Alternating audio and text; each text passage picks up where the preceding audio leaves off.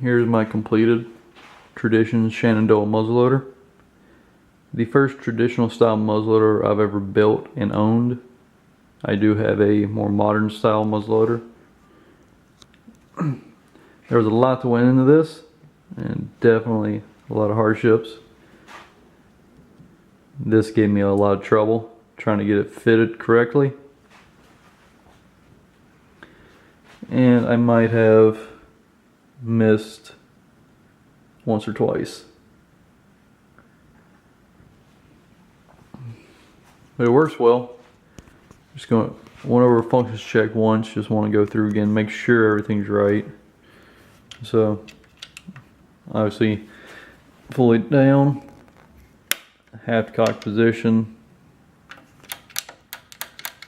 It won't drop even with the safety off. Hammer won't drop.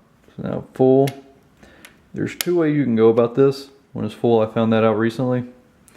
Is you can pull back, and this is a just straight heavier trigger pull. I would say anywhere between 8 to 10. Or what I really like, the safety.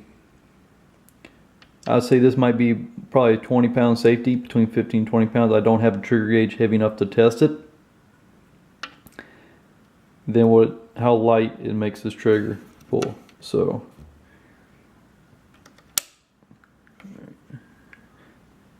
I tested this 2 or 3 times just to make sure. It's roughly 1 to 1.5 pounds. So just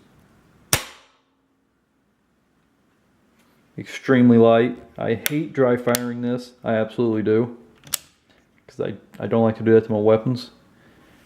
But just one last time, just barely pulling.